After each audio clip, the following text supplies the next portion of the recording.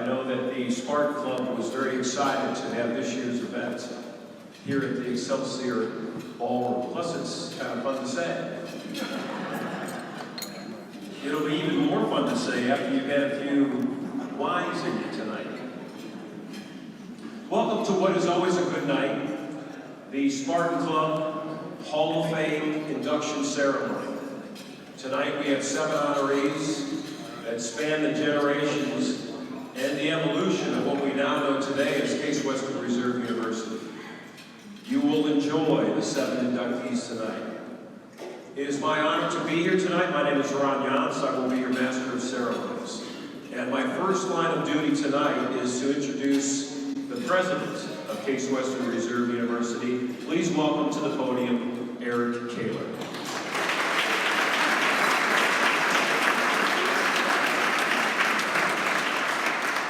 Thanks, Ron, and it is really fun to reflect on saying that Thwing Center. I remember when I started here 3 years ago, somebody said, we have a thing at the Thwing Center. I said, no, not really. How do you say it? It's how you say it. So it's fun to be here. And good evening, and welcome to the 2024 Spartan Club Hall of Fame induction banquet. Today, we honor our outstanding alumni, athletes, and coaches for their achievements.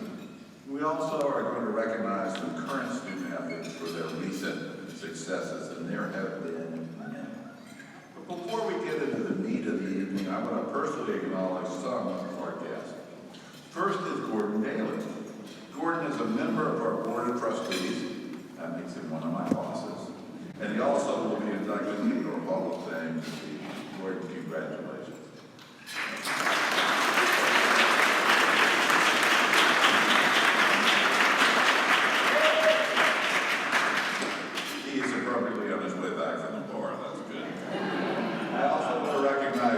Shelton and James P. Wyatt, Director of Athletics and the Chair of Physical Education. But to say that TJ has done an outstanding job as our athletic director since joining the university 2 years ago is a massive understatement. He has done a terrific job in building a community, building a culture, building a sense of accountability, building a sense of winning.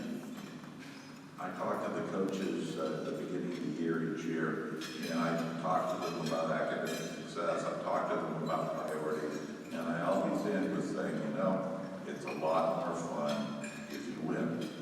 And we've been winning a lot, and much of that is due to TJ's ability to build that culture in our department. So thank you, TJ, for your support.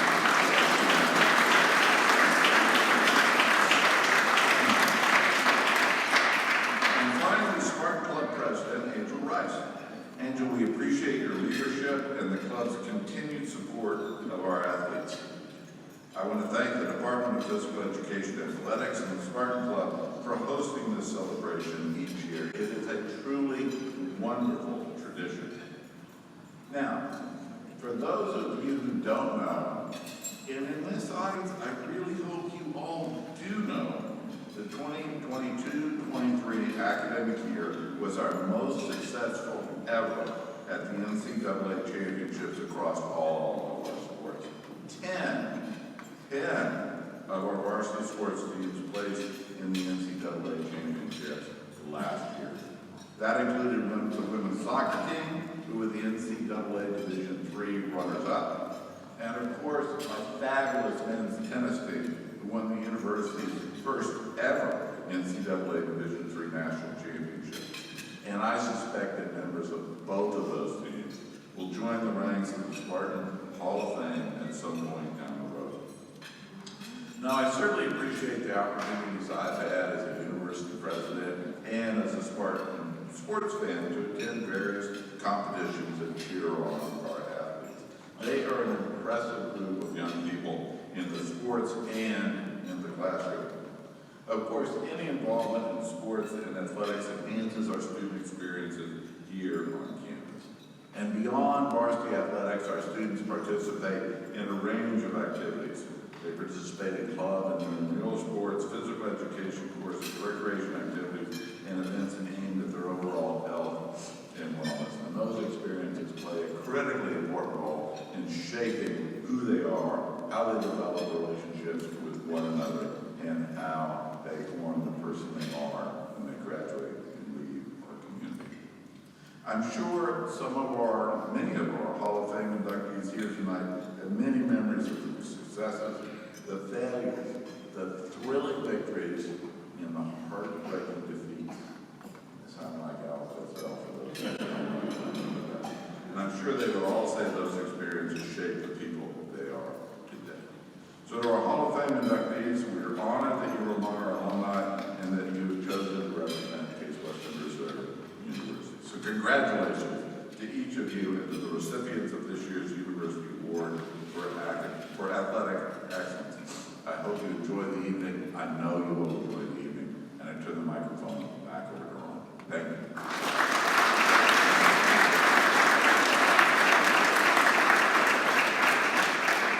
Thank you, President Kaler. And now next to the podium is our James C. Wyatt, Director of Athletics, and my friend TJ Sheldon. TJ? Sir, thank you.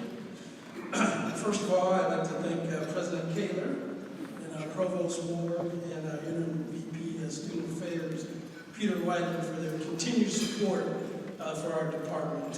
We are blessed to have a university administration that is definitely supportive, and their leadership and success is directly associated with their investment in our student athletes.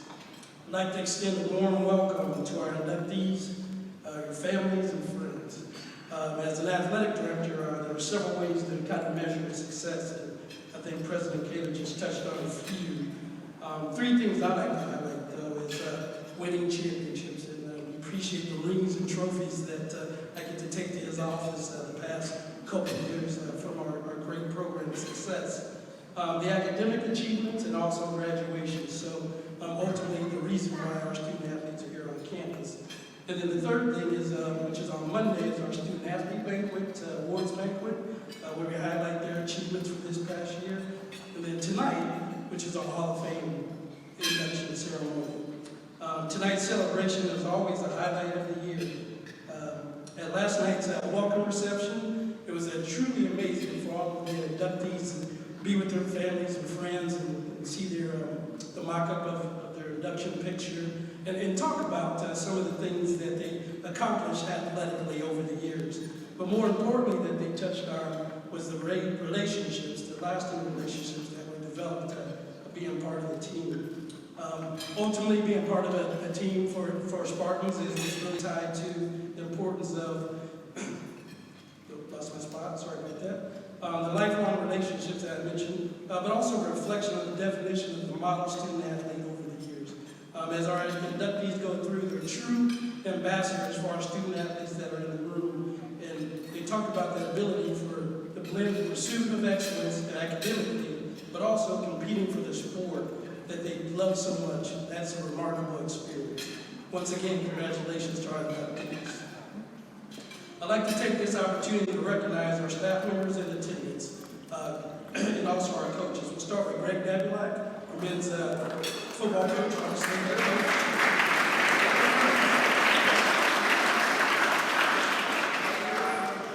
Coach Reimer, Jim Reimer, and Brooke Beecher with our women's basketball.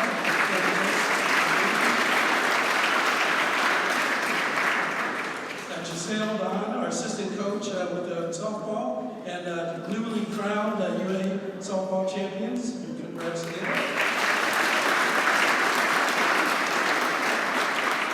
Matt Englander, also a conference champion today, his 5th time, and congrats to Matt.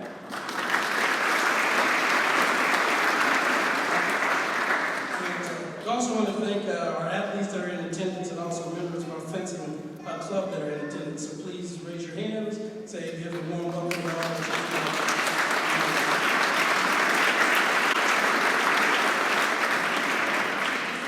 Just before I move on, we have some staff members that have joined us as well. Mr. Pat Kennedy, a long-standing member of our department. Associate Athletic Director Joel Ecker has put everything together, standing in the back of the room. He's glad to looking for more drink tickets, just see Joel. John Schwartz in our communications, also here. Mr. Gary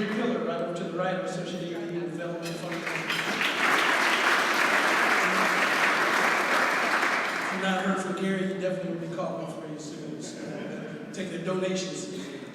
Casey Conte is also in the house, supporting us with the Eddie, he's still available, he's in the room. Eddie, say hello, everybody.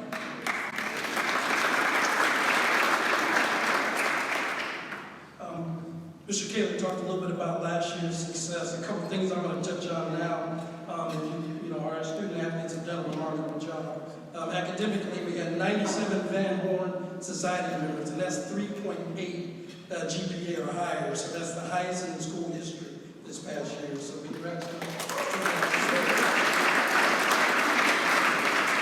Our athletic department overall GPA was just under 600 student athletes, was 3.67. Our UA academic honorees in the fall, we had 76 named to that. In the winter, we had 150 student athletes that were named to that. So hats off to our student athletes in that.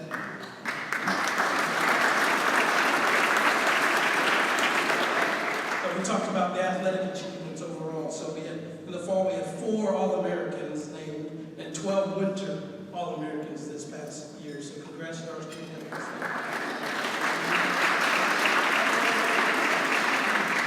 We also had 4 teams compete in the NCAA tournament: volleyball, women's soccer, and men's basketball. So congrats to all our coaches and the student athletes in that area.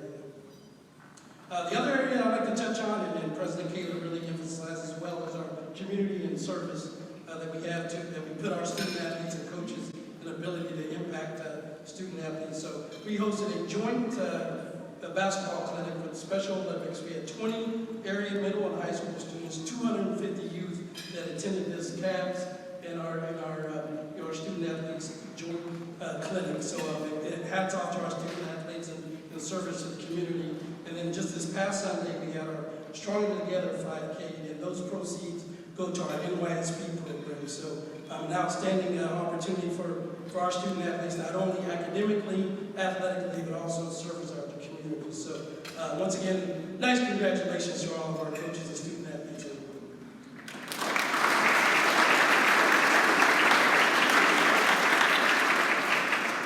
All right, I get the pleasure now to introduce Angel Rice, our president of the Spartan Club, a 2010 graduate of our Weatherhead School of Management. She was a 2-sport athlete, basketball and softball, and definitely can still play today. And she's a terrific advocate for our student athletes and alumni. And please welcome Angel Rice.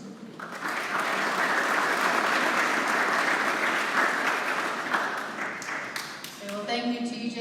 As an ex-athlete here, I know some of my best memories here at Case were obviously competing with my teammates, or when we weren't in practices and games, hanging out, obviously forming all the friendships that we did over the years. The Spartan Club, for those who may not be as familiar with us, we're a group of stakeholders that have a vested interest in working to support the student athletes in a variety of different ways. We're always looking for new members to join us in this endeavor, so if you have any interest, please reach out to myself or TJ, and we can get you connected to the group. I did want to take a minute to personally thank Eli Grant, and then John Schwartz and the rest of the Hall of Fame, selection committee that put so much time and effort, and care into. We have a tremendous, history here at Case, great, student athletes that have done tremendous things here, and so it's getting, more competitive and more competitive as the years go on to select a few, but obviously the ones that we selected today stood out to us. Before I turn it back to Ron, I wanted just to take a minute to recognize all of the current Hall of Fame members that we have in attendance. So if you are a current Spartan Club Hall of Fame member, could you please stand to be recognized?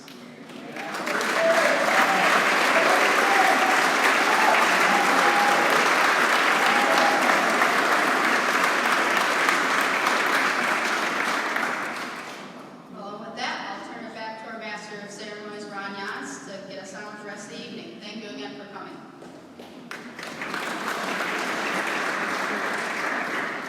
Thank you, Angel. And I need to point something out. Angel comes up and her notes are on her cell phone. Angel, graduate of 2010. Ron Jans graduated from college in 1987. And my notes are on the good old notepad So that's the difference. And President Kaler, I noticed you had your notes on a piece of paper as well. And TJ, you just have them right in your head. You know, you're the memorizing genius. We have a real nice night planned for you. We've got 7 athletes that we are honoring tonight, and all of them are great stories in their own right. It is my goal in introducing each, not to spend much time introducing them, but to allow you time to hear from them. And we're going to start with Glenn Nichols.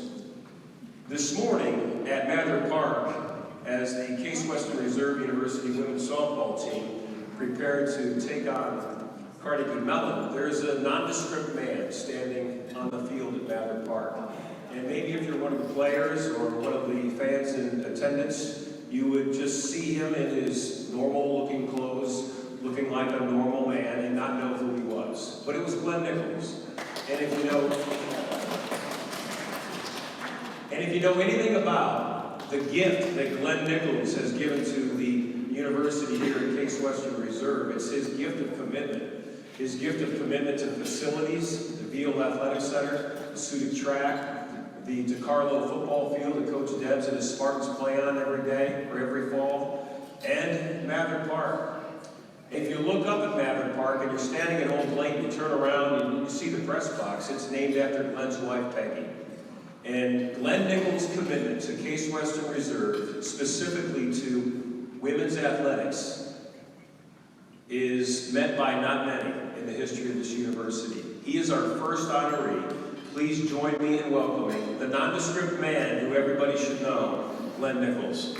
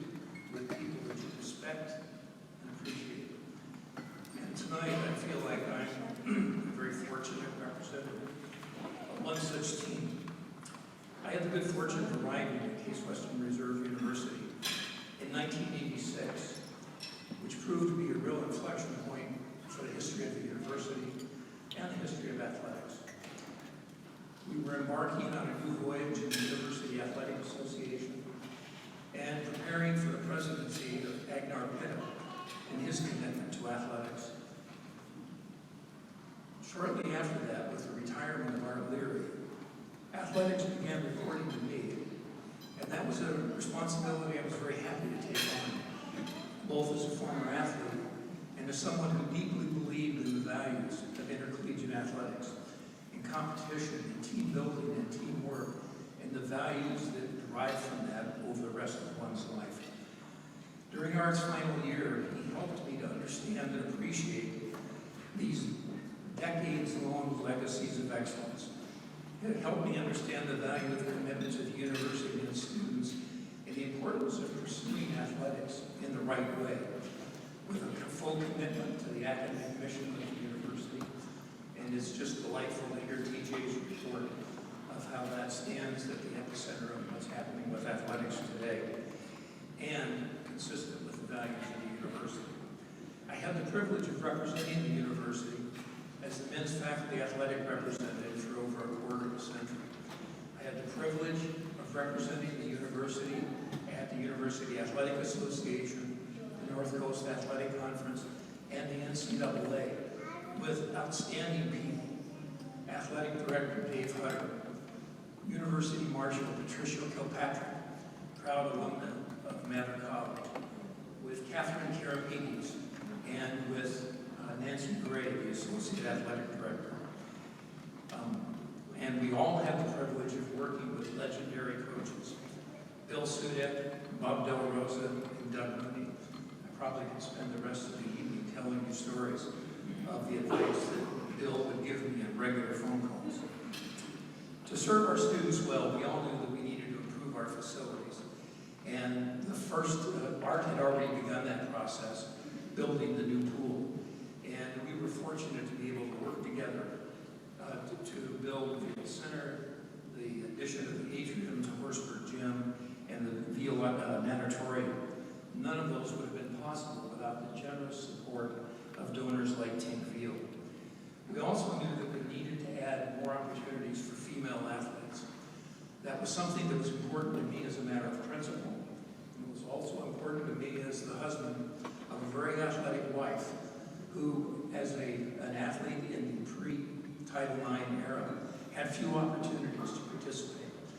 And as the proud father of 2 daughters who participated, not only participated, but competed in baseball, not baseball, but softball, field hockey, lacrosse, swimming and diving, and basketball. In 1996, we were able to add women's softball as the first new sport in a good long while.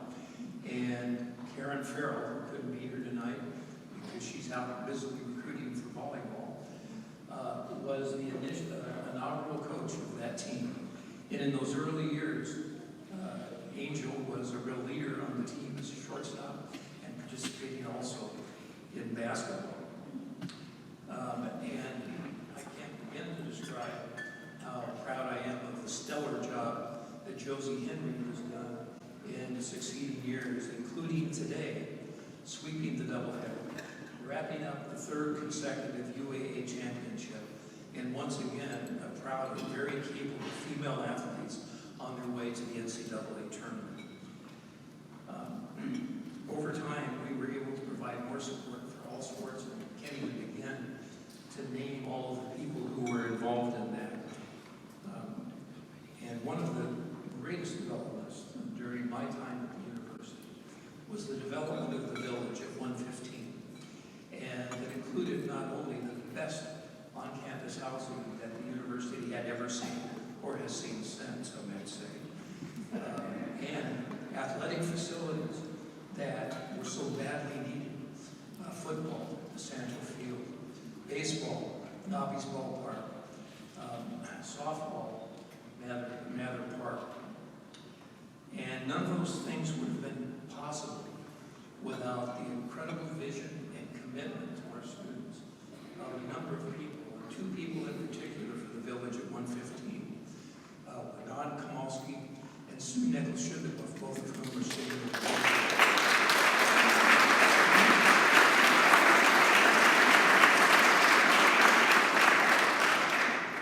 the continued development of our facilities and earlier improvements could only occur with partnerships too numerous to mention. But I'll name a few. Athletics Director Dave Dials, who's also over here. Provost John Anderson, who came to us from Carnegie Mellon and went on to become president of Illinois Tech and was a real supporter of athletics. Gary Pillar, who's been raising money for athletics for nearly a quarter of a century, and without himself, we would have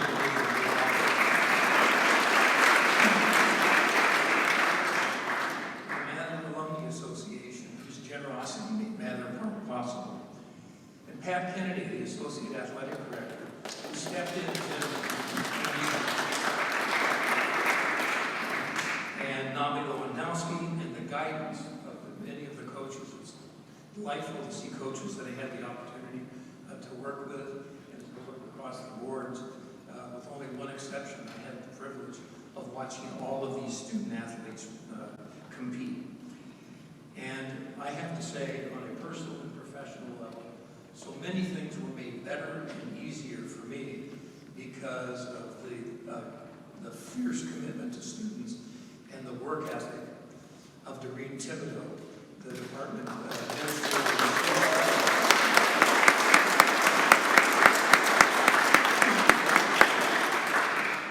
I'm proud of the achievements of our student athletes. I'm proud of the progress and growth in the 11 years since I retired. I was delighted by the leadership of Amy Backus. I'm thrilled by the leadership of T.J. Shelton. And as I look back, my only regrets of my time at the university was I couldn't have done more and couldn't have done it sooner. Thank you for the privilege of being a part of this great university and of this group.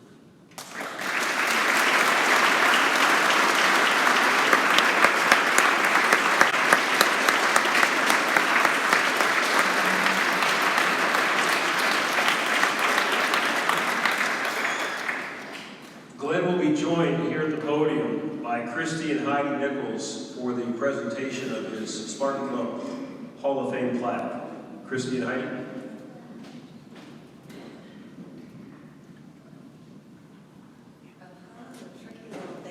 We didn't know we were speaking. Saved by the falling signs. I feel like I should be hoping.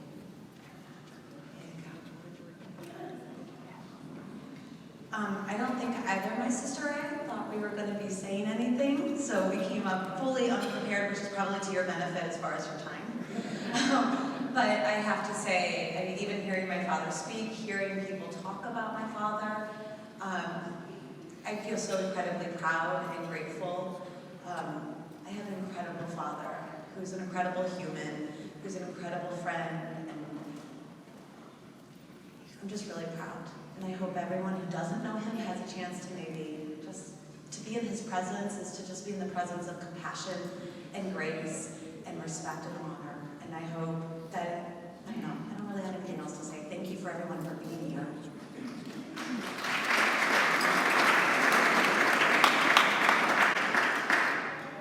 Well, I don't know how you follow that. I could just say ditto. But I've had the pleasure of graduating from Case myself, and walking these grounds, I see the impact that my father has made, and I am so proud to call him my father. I'm so proud of what he has done and the leadership that he has put forth and the doors that he has opened for women. I'm grateful, and I agree with my sister. Take some time to get to know him. He's pretty incredible. So thank you.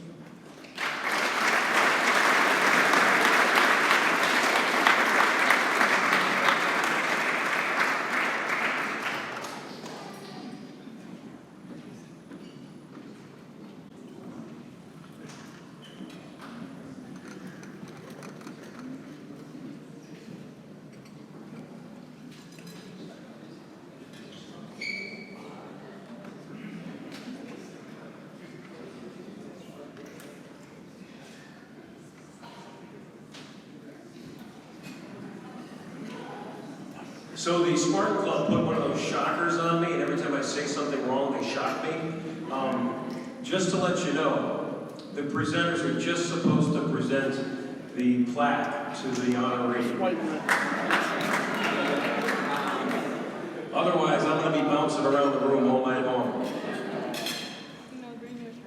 You know, Glenn, I'll bet you said that you had the opportunity to see all of the athletes perform but one. I'm guessing the one that you didn't see is our next honoree. And that's because he participated in 1970, John Nodis. John is from Adelbert College, graduated in 1970. Fencing is his sport. He is our heritage inductee. John was a national champion. As a matter of fact, the first at the time of the newly federated Case Western Reserve University. In 1970, he won the national championship. He competed against all divisions. It wasn't just Division III when he won that national championship. And then he competed for the United States of America fencing team at the Torino Games. And you'll see the warm-up that John wore in 1970 because he's wearing it tonight. Nearly 60 years later, the guy still can fit into his warm-up.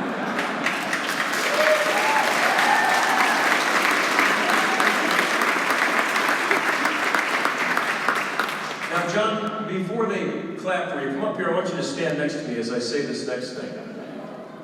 John's wondering what's going on. So John was at the softball field this morning. He had the honor of throwing out one of the 2 first pitches, and he had practiced.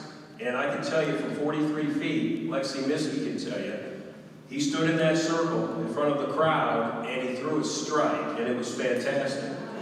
And I said to John before he went out on the field, I said, what's the key to being a good fencer? And John looked at me quizzically, and he said, do you really want to know? And I said, yeah, I want to know. What's the key to being a good fencer?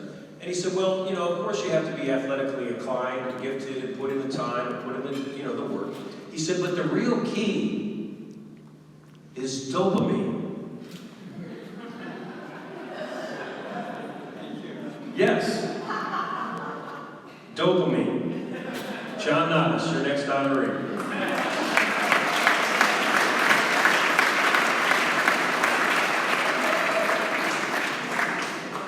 Thank you very much for that kind introduction. Good evening, ladies and gentlemen. Thank you for coming today to honor the past of Case Western Reserve University's athletic accomplishments and to inspire the future. I have always felt that athletics were just as important in the development and education of college students as academics. A year before I came to Western Reserve, my brother Julius was captain of the Case fencing team. Their appearance at the NCAA tournament resulted in Chris Jeans ending up in 7th place in foil, missing All-American by just 1 place. That set the standard for me. If I were truly exceptional in my efforts, then perhaps I too would end up 7th or 8th in the country. In my first attempt as a sophomore at the NCAAs, I placed around 40th in the country. I was not surprised. I had no reason to expect anything better. The next year I placed 3rd in the country and first team All-American, followed by my senior year becoming national champion and then representing my country and Case at the World University Games held in Turin, Italy. It was that year that my teammate Frank Nagorny registered an unbelievable 2nd in the country and first team All-American as a sophomore. Despite the reality of our combined success, my attainments in those last 2 years came as a surprise to me. I really had no explanation for them. And yet my curiosity was aroused. What was it that made me win? It had to be my mindset. And it was then that I decided to pursue a career in psychiatry. How does our mind work? What provides us with energy, motivation, skill, and confidence? After graduating from the Duke University School of Medicine and finishing my psychiatry training at the University of Chicago, I set out to learn from as many astute teachers as I could find. Renowned psychoanalysts and researchers were my first set of teachers. Then I expanded my search to include renowned Eastern gurus and mystics.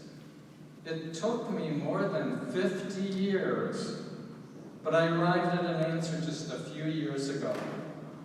I was finally able to understand how the workings of my brain was the ultimate factor which allowed me to attain my athletic success.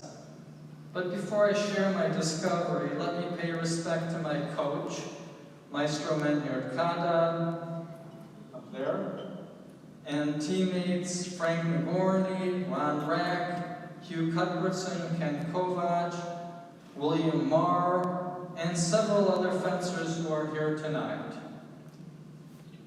I had discovered the symbiotic relationship between mental clarity and physical prowess, shaping my understanding of success in all facets of life. I would like to share my YouTube talks with you. Just search for Nottis, N-A-D-A-S, and put in the term Road to Nirvana.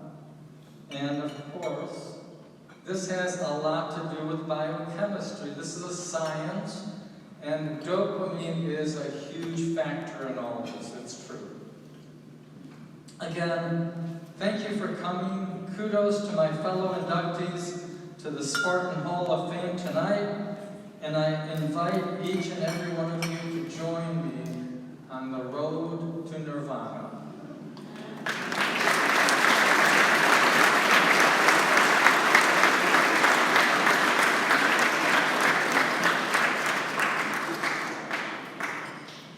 John will be presented his award tonight by Gabriella.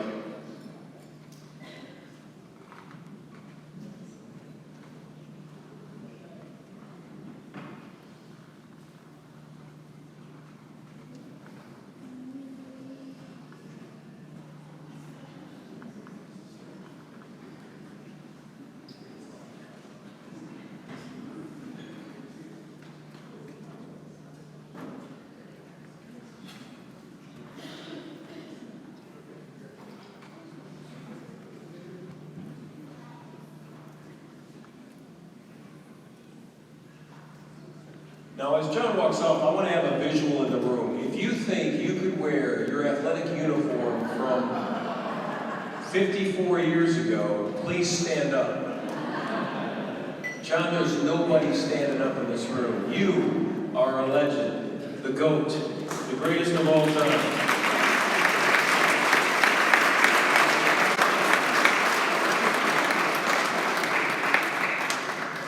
Our next honoree is, I'm very happy to present tonight because he grew up in the same small town that I grew up in, Grafton, Ohio.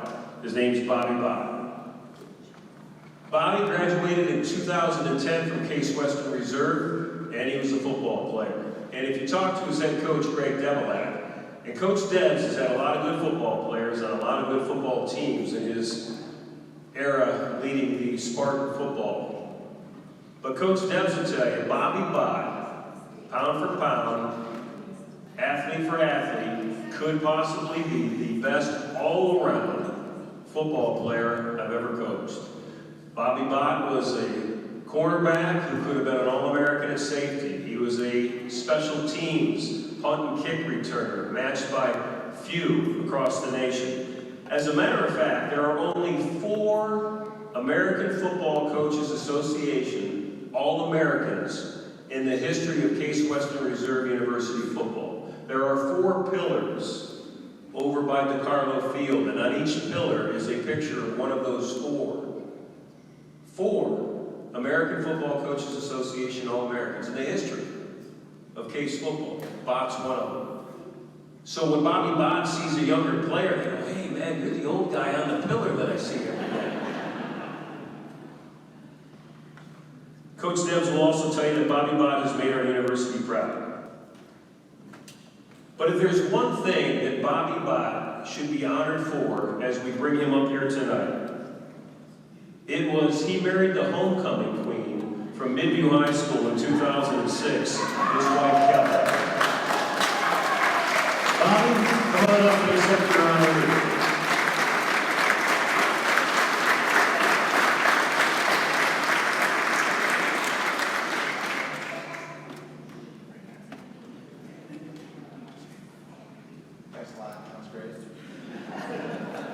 My dopamine levels are very high.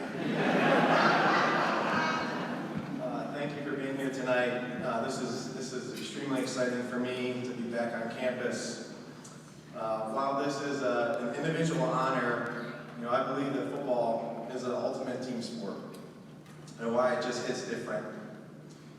Our locker room was eclectic, a diverse group of kids. Private school, public school, big kids, small kids, fast kids, slow kids. We learned to mesh as a group.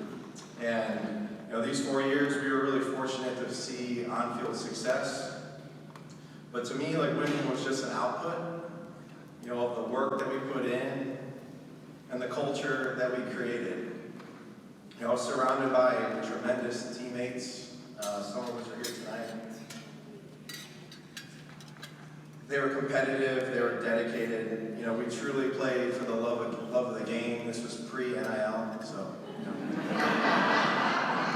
think if it was today's game, I'll get a couple Quiznos subs, like for free. You know, these guys are like legit, like my best friends.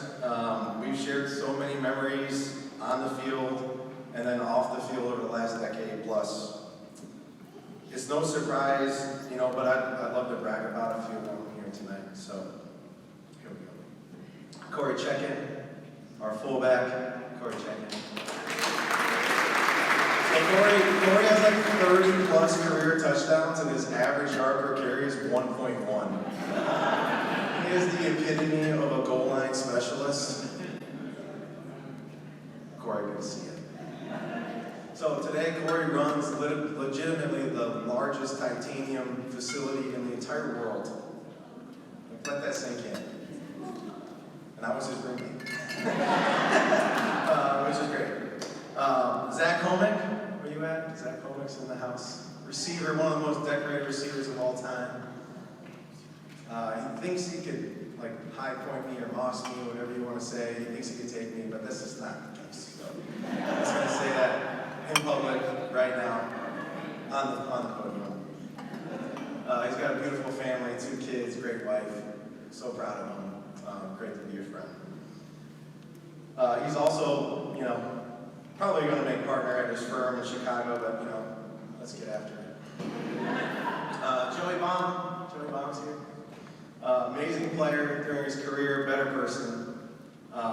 He literally is like the greatest guy. Like, side note, I don't think I've ever told him this, and my in-laws are here, but I tried to like hook you up with my sister-in-law during college. Didn't work out, but like I really wish it would have. But you know, I'm happy for you now. Ben Colvine is not here. He's the other of the Belfield boys. He lives in Texas. He was my roommate, linebacker, tremendous player. But annoyingly, he was the smartest of all of us. He single-handedly got me through engineering school, so I appreciate Ben. Shout out to him. And last but not least, I got Dan Whalen here, a fellow inductee 2023. Shout out to Dan. He was on his plaque last night. You know, I'm 2 levels above Dan, so like Dan's here and like I'm like here, which is great. Which is perfect placement. It says it's a legendary quarterback, and I agree with that. He was a great quarterback. But you know, he was a better punter. Dan holds the single season average yards per punt attempt in Case football history, and that is his proudest moment. You'd ask him that to these days. So, you know, I really appreciate all my teammates. You know, I roast them a little bit, but the reality is they were the best part of Case. That's why I came here. It's why I'm so happy to be a part of it, and so excited to see what's about to come. So thanks to my teammates. To my coaches, I have a few of them here tonight. Coach Debs, you know, he's led our program for over 20 years, believe it or not, and really has put Case on the map nationally. And, you know, I'm biased, clearly, because I think our years were the best years.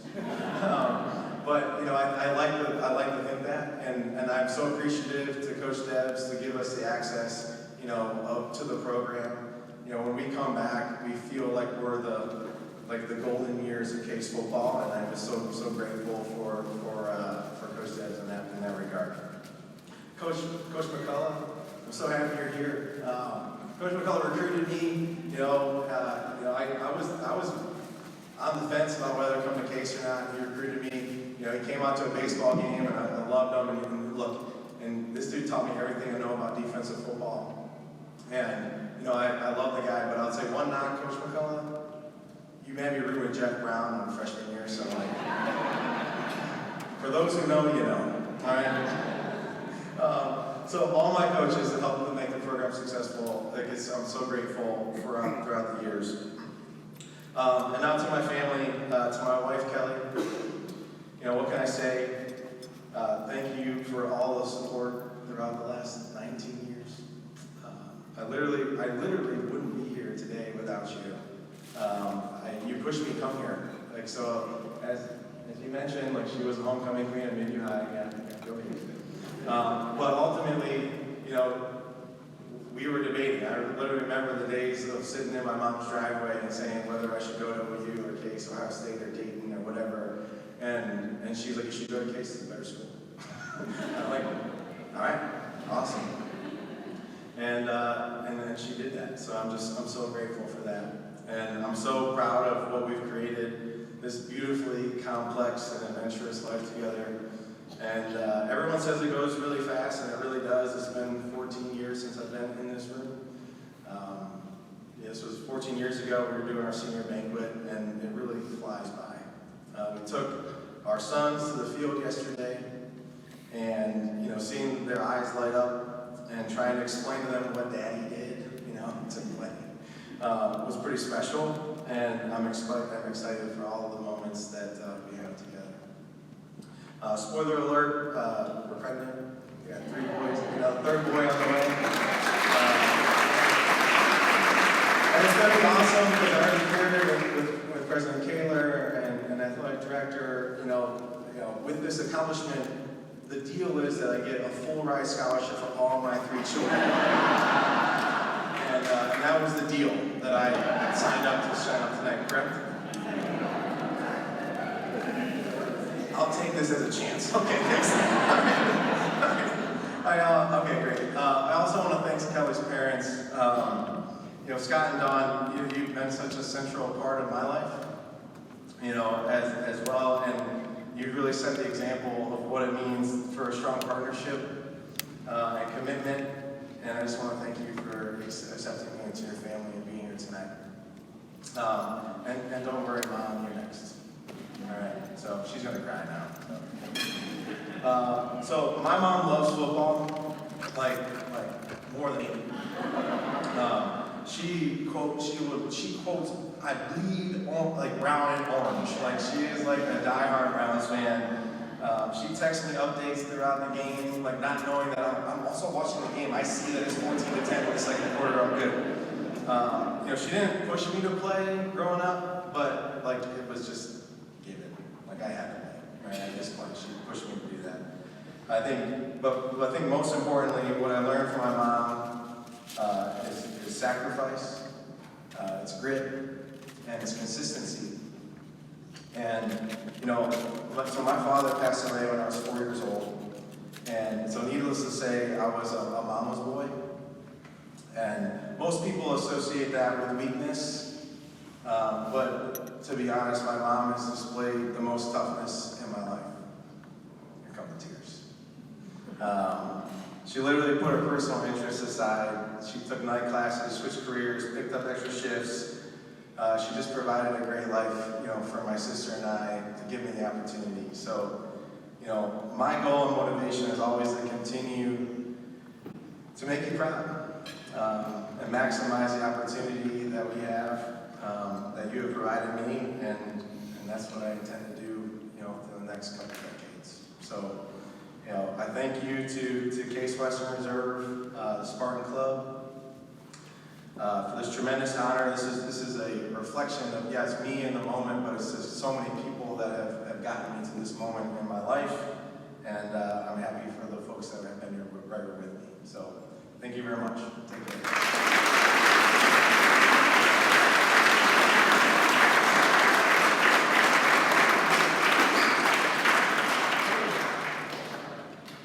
Dan, if you come up, Dan Whalen,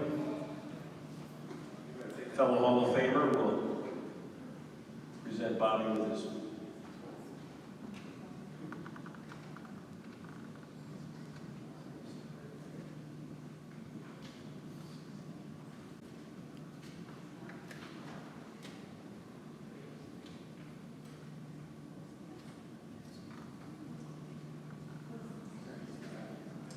As Bobby walks off, I think we should have Bobby's mom and his wife stand up and get a round of applause. Come on, stand up, ladies. Come on. There you go.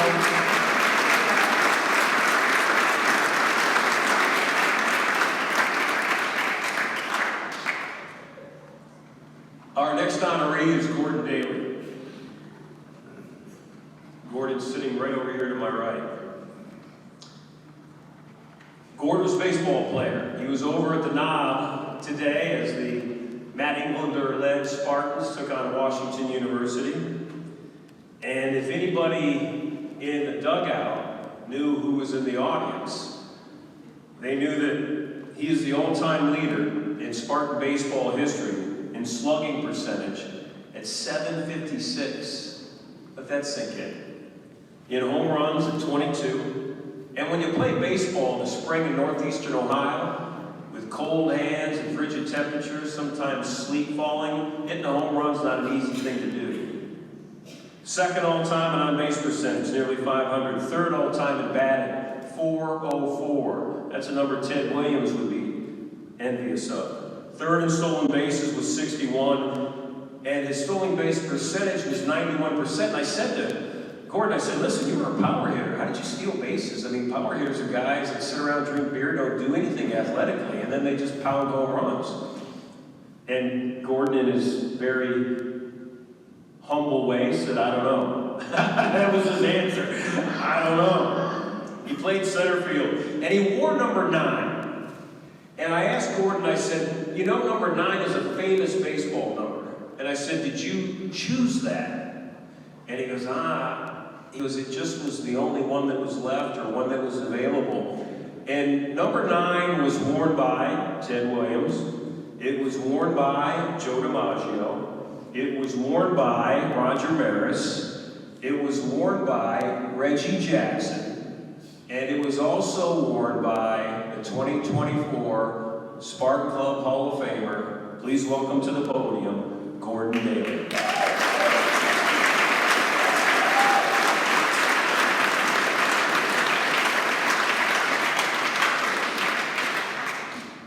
Someone mentioned that Carnegie Mellon was on campus for the softball game earlier today. So first, I think it's quite appropriate that I thank Carnegie Mellon University for not having a baseball team, because that's why I came to Case.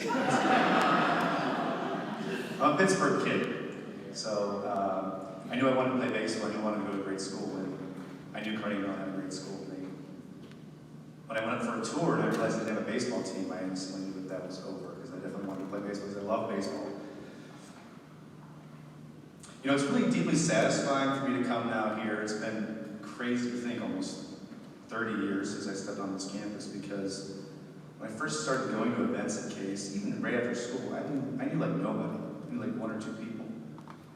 But now coming back, I've got my student affairs crowd back up here on the left with Glenn. I know all of them because I was an RA on campus. I've got my Case engineering crew in the back on the right because we were involved in the CAA. I can go almost by table because I feel like I know so many people here, and that's what makes this opportunity so deeply satisfying for me to be awarded with people that I admire so much.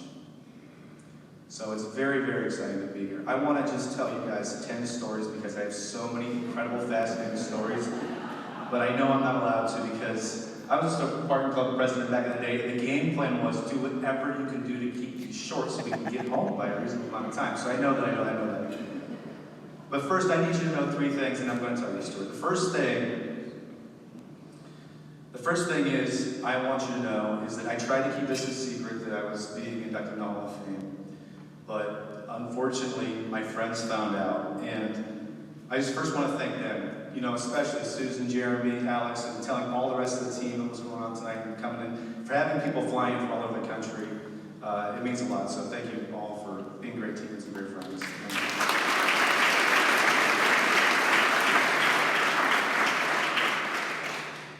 Secondly, you need to know that in my household, that I'm not the athlete that's the star. It's actually my wife. So I get to catch up just a little bit today because she was inducted into the Hall of Fame, I think the first or second year that we were in marriage, because she's an All-American volleyball player at Kalamazoo. So Kara, not just an all-star because she's such a great athlete, but for you to have put up with me, we're still married, it's amazing. So thank you for all of that.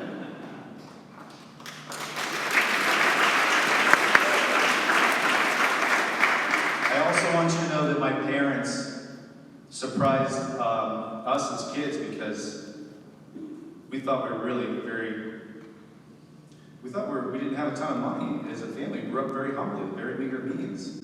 And as it turns out, when it came time pick maybe what to do after high school. My parents said, well, we've been saving for you kids to go to college. And I was like, what are you talking about? They said, no, honestly, you can choose whatever school you want to go to. The sacrifice that the two of you put in over the decades is just amazing, because now when I reflect on what's happened in my life and what I've received from this university, you know, if I'm not careful, I could probably tear up like Bobby's mother. Congratulations, Bobby's mother. But it's, you know, it's not just the sacrifice, it's the humble example that you gave, just day in and day out. And, you know, I think of their genuine faith that has really been an impact on my life. And I don't want you to think about religion for religion's sake, but I just can't get out of my mind the wonders of the teachings of Jesus Christ around servant leadership and humility and compassion for the unfortunate and all these things. It's just such an incredible thing that unless you take a look at it, you don't know about. But thank you for all that you two have done for me. It's such an honor to be your son. Thank you.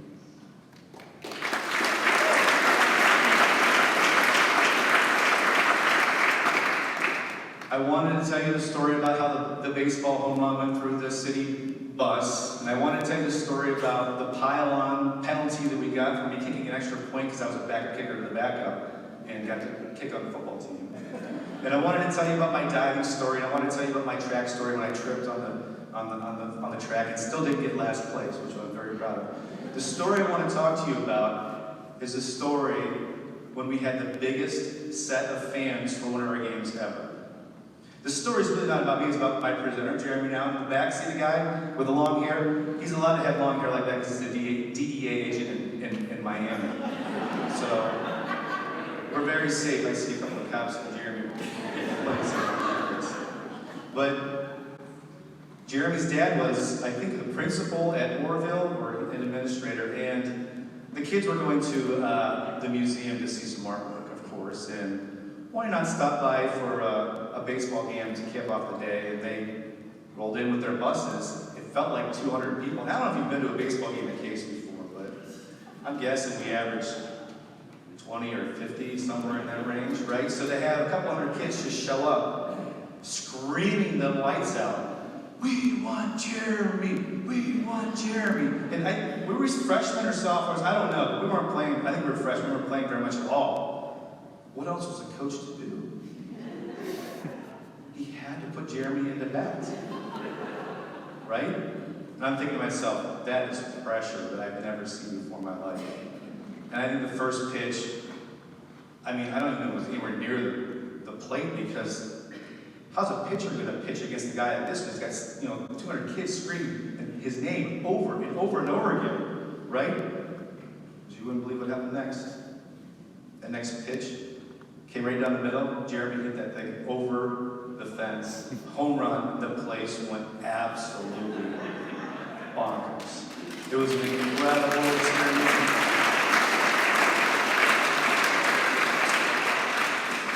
It's definitely the kind of experience that memories are made of. I mean, that's definitely made for a movie. But you know, the honor is truly mine. This is an incredible community. I love all of the people that are in here. So for you to be all looking at me and me have the microphone in my mouth, it's truly my pleasure. Thank you for everything.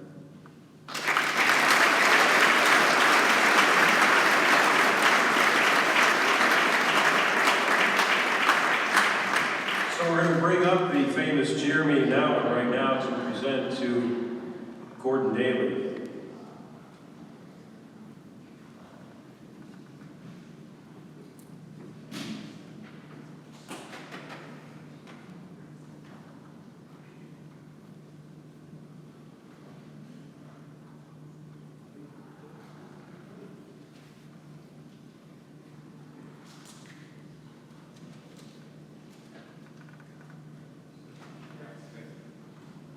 So as Jerry goes back to his seat and Gordon goes back to his seat, Gordon finished with 22 career home runs, most in program history. Did Jeremy finish with one career home run? Was that it? The drop the mic moment? I think he had 21, if I remember exactly right. But there are two things I need to clarify. One, Jeremy may have had the record before Dan beat the punting record. So, watch out, he might have it back. And two, Nick Harms is here. Nick, can you stand up for a second, please? Not only did Nick hit 2 home runs tonight, today at the game, he broke my home run record, so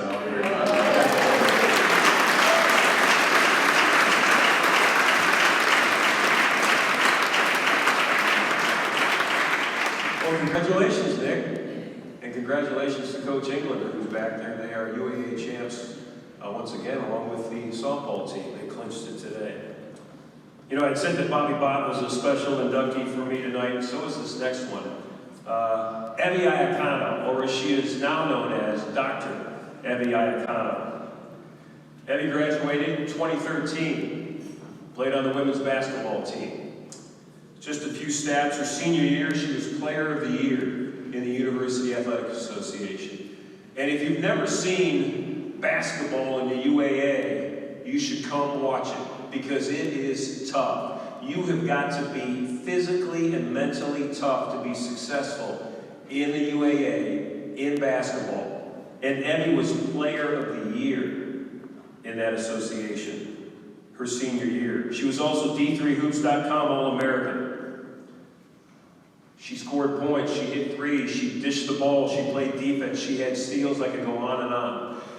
Last winter was my 20th year of calling play-by-play for the men's and women's basketball teams. And I can say this without a doubt, the toughest player that I've ever called games for is our honoree tonight, Dr. Evie Iacano. She is that tough. As a matter of fact, and Evie, I say this with love in my heart, if there was a fist fight in the alley behind the gym after the game, my money is going on you every time. The Vegas odds makers, you'd be a 2-1, 3-1. You really would. She's tough. I've never seen a tougher guard. She willed her teammates to win. As a matter of fact, Case Western Reserve had never beaten Washington University in women's college basketball. Never. It was something like 0 for 40. When Evie came to Case, she said to Coach Reimer, she said, we're going to beat Washington University. And by the time she was a senior, they did. And since that time, the Spartans have beaten the Bears more than once or twice. So Evie started it. Evie Iacano, your next Hall of Famer.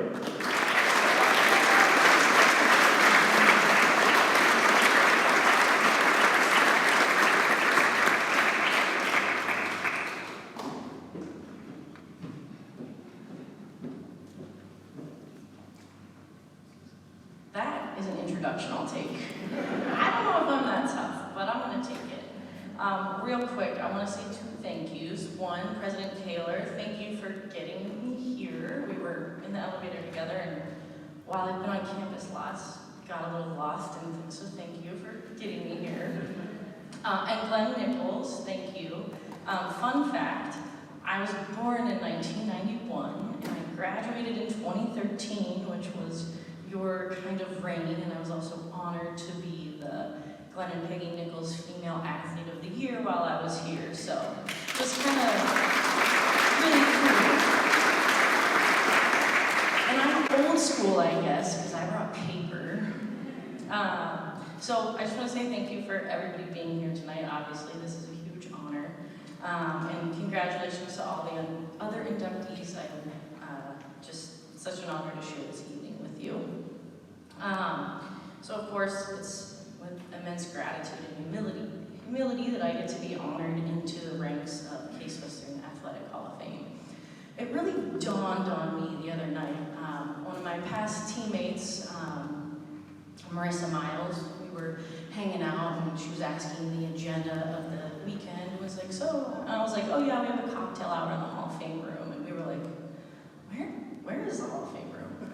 And I was like, oh, we've spent like countless hours in the Hall of Fame room with meetings and, after game events and, strategizing for the games. And I'd always seen all the faces up on the wall, and had been impressed by the accolades, but never really thought about my face being up there. So it was a very cool, full circle moment where I was like, whoa, this is awesome. So I'm truly honored to be a part of that club. Basketball was truly my first passion in life. I can remember, and my parents can attest, that as soon as I could walk, I was bouncing a basketball. So to see the years of hard work and practice materialize into recognition, it leaves me speechless, but I'm going to do my best.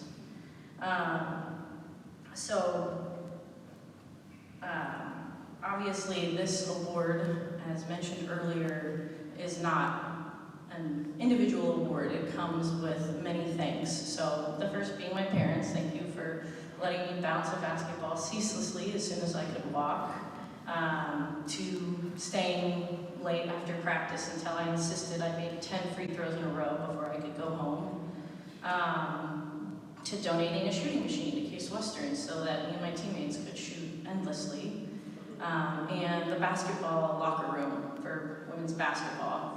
That was a space for camaraderie, team building, endless hours of entertainment of Sarah Milligan singing Beyonce, which it's in her genes, she can sing, that girl can sing. Let's see. So, to my parents, thank you. And of course, my teammates, to 5 a.m. hill runs, running up Murray Hill. I don't know if you guys have been to Little Italy, but if you just keep going up Murray Hill, it gets steeper and steeper. And in the morning, in the dark, it's cold and just really not pleasant. Endless, what seems defensive slides preseason with Reimer telling us to get lower. It's like, all right, we get it, we're tired. Endless nights of studying film, pre-game meetings, all of those small moments with my teammates led me to this moment. And for them, I could never, ever be thankful enough. Those memories I would not trade anything in the world. I would be remiss if I didn't mention the other initials of EI in the class of 2013, Erica Eifelies. She holds the record for the school for all-time assists.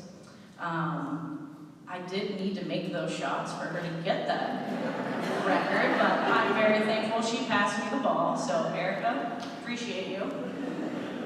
But not only was I thankful enough to share this time with these amazing women at Case. We beat WashU for the first time, which one of the best nights of my life. I will never forget it. We helped Case Western women's basketball to one of the best records of all time. But honestly, the incredibly rich lifelong friends, I will forever be in debt to you guys. And of course, I could never forget my coaches, from when I was wee to Coach Reimer, Coach Blade at Case Western, for being able to see potential in me, and not just seeing potential, but continually pushing me to be the absolute best I could be. And of course, Case Western Reserve University. Thank you for the opportunity to play, as Ron was attesting to, highly competitive basketball in the best division, in my opinion, getting to see the country, travel, play basketball, while affording me a world-class education to afford my dreams of becoming a veterinarian. So thank you, Case Western and the Athletic Hall of Fame, for allowing me to join you guys. I'm truly grateful. And of course, to my lovely wife, Emily, for allowing me to rewatch game film over and over and relive my glory days, and at least pretending to watch it with me. I'm not sure, but I'm like pointing out plays, and she's like, yeah, cool, yeah. I'm like, yeah, watch right here. She's like, I don't know what you're talking about. I can only begin to thank you all for helping me become not only the best basketball player I could be, but the human I am today. I only hope to be able to pass that on to future athletes. So thank you all again.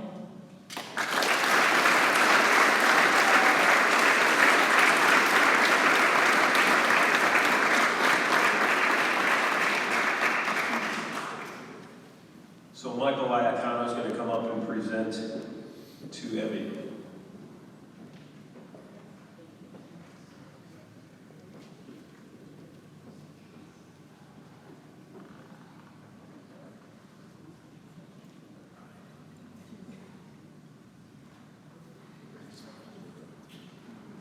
So as Eddie walks back to her seat, I'll leave this up to her, but to stay with the toughness theme, she plays in a men's and women's adult basketball league right now in Colorado where she practices and lives, and she's the only woman in the men's and women's league, and she has a large bruise on her left shin tonight to prove that she is still tough as nails. So you got to keep the boys in place, is what Emmy says. And to go along with the whole toughness wrestling theme for a second, I need to make a correction.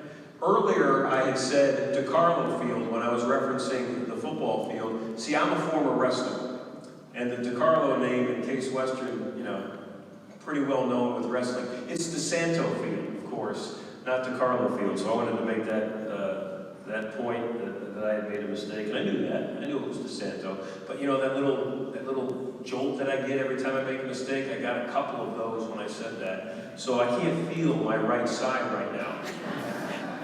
But hopefully by the end of the night, that feeling will come back. Our next honoree is in track and field, a 2012 graduate, Matt Jersak.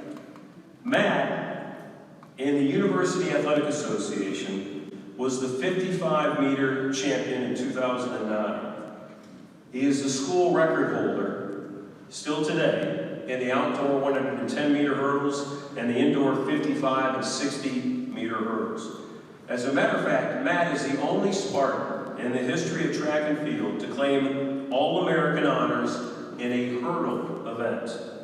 He placed 5th place in indoor 60 and 5th place in the outdoor 110 in 2012 and was an All-American in both events. And as I met Matt tonight, he's my table mate. He's from Olmsted Falls. We had talks about the Bulldogs, and I live in Avon Lake and the Shoremen and the competition and all the sports. And I asked him, I said, and I think Matt's 34 years old now. And I said to Matt, I said, can you still hurdle? And he laughed and he said, no. And I said, when was the last time you hurdled? He said, I think it was 10 years ago. And I said, well, what would happen if you tried to hurdle tonight when you came up to accept your award? He said 2 things. He said, 1, I would rip my pants.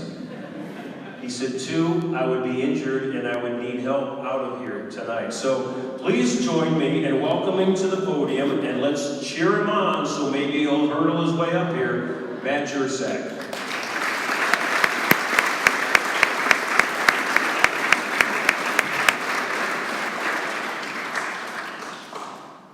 Thanks, Ron. So I realized I have no idea how I got here because I knew you had to get a whole bunch of records and be a Hall of Fame inductee, but no one said you had to be a professional speaker too. So the email said 3 minutes. I think we're averaging about 28 right now. I'll bring that down. So I want to thank my beautiful wife Colleen for being here with me tonight, supporting me through everything. We're both dentists, so it's great to live with someone and work with them, and it's just wonderful to be your husband. Thank you to my parents for introducing me to every sport, coming to every meet and game, pushing me in practice and practicing at home. I wouldn't be here without you too, so thank you so much. Thanks for the athletic department, coaches, teammates. I hurdled for 9 years, and I wouldn't have done it without having a team behind me. Track is sort of an individual sport, but it's really brought together and you're pushed by your teammates. So thank you to all of my teammates. Fun fact, I also played football, but I only played for 2 weeks my freshman year before I said I can't compete with these guys. So, track was my sport, and thank you for being here tonight.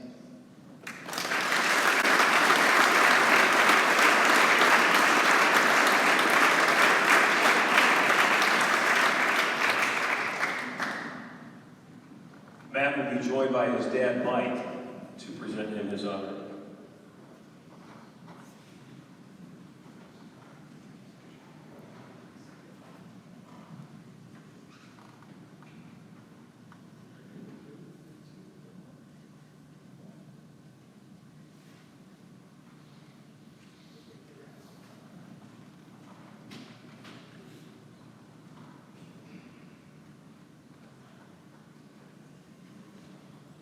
I really thought I had talked him into trying at least an attempt at a hurdle. I mean, the hurdle in college, I asked him, it's 39 inches high. And this table is not 39 inches high. I think that would have been, you know, like going back to middle school way before you met. Maybe afterwards. Maybe not. We are at our final honoree of the night. Softball, class of 2012.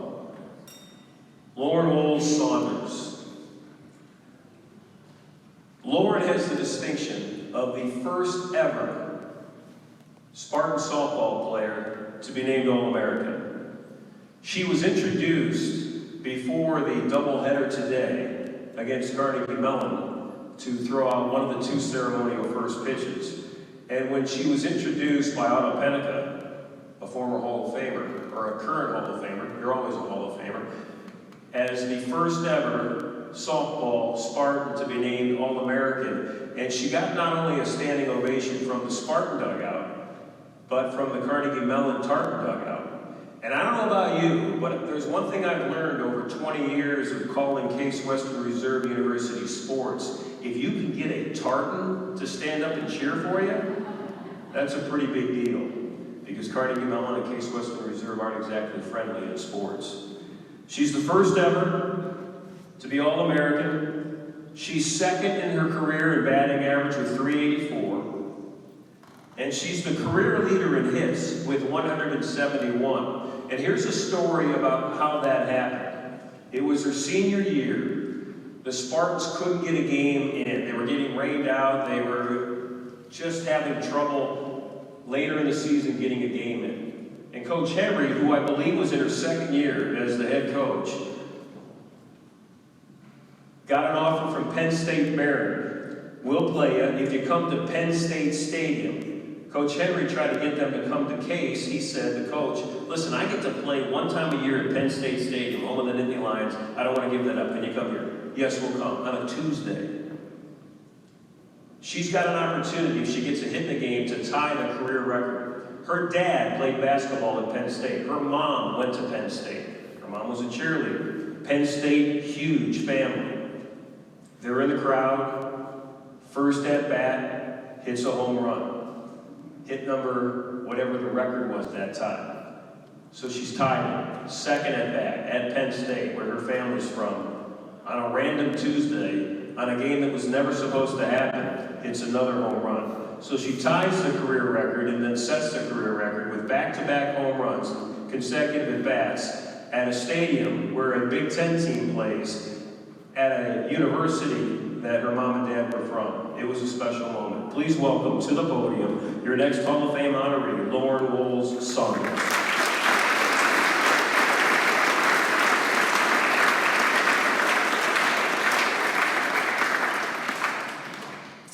Apparently that game on Tuesday was just supposed to happen because y'all remember it a little bit better than I do. But I'm extremely honored to be here tonight celebrating with all of you.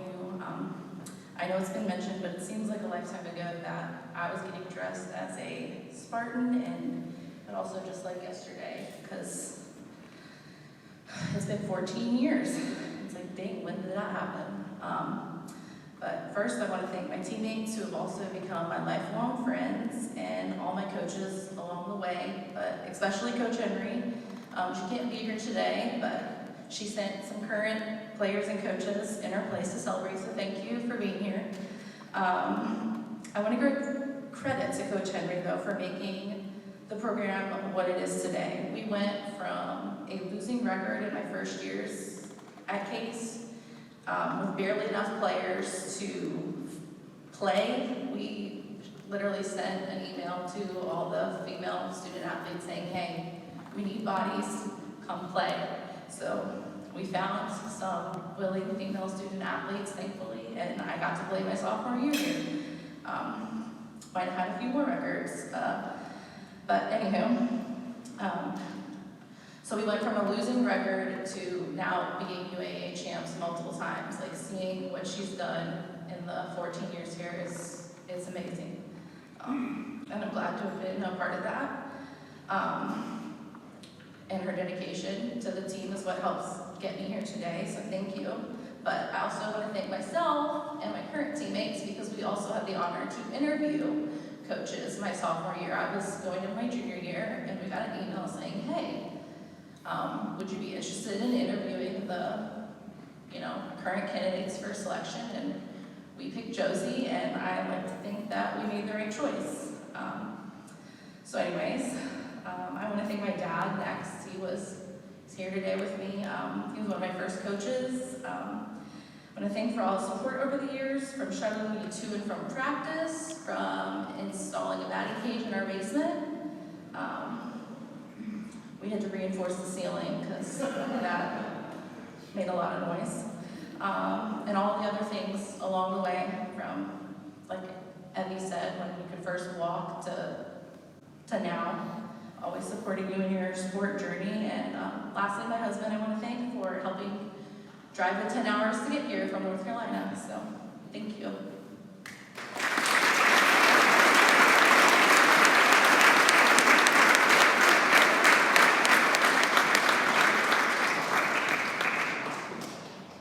Lauren, you and your dad, Scott, will present Lauren with her award tonight.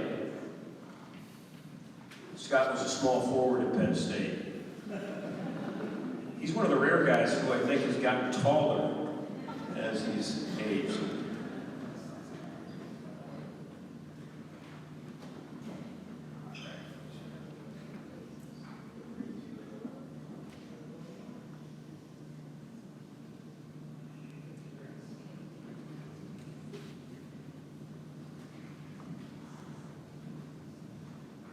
Lauren got a chance to see Coach Henry, who she said she was a part of the committee that hired her, and some of the Spartan current softball players are sitting at this table to my left. They won their 31st game today. In the last 3 years, let me tell you this, they've gone 38 wins, 30 wins, 31 wins. They've got 99 wins in 3 years, that Spartan softball program.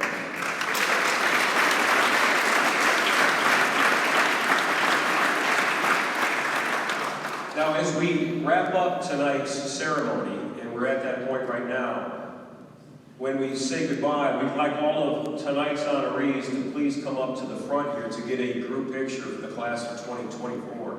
So if you could make sure you find the time to do that before you mix with your family and friends and all of your fans here tonight.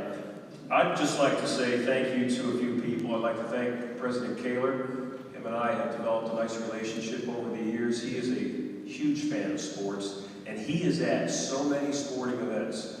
I've been around college presidents in my career, and President Kaler is at sporting events more than any college president that I've ever seen. So his support for athletics is outstanding. I think he deserves a round of applause.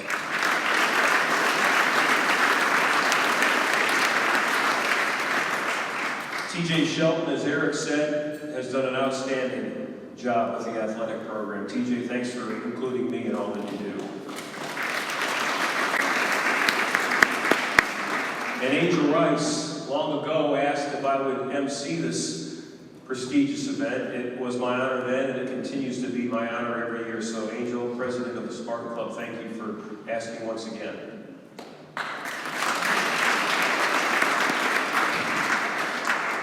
Congratulations to Glenn.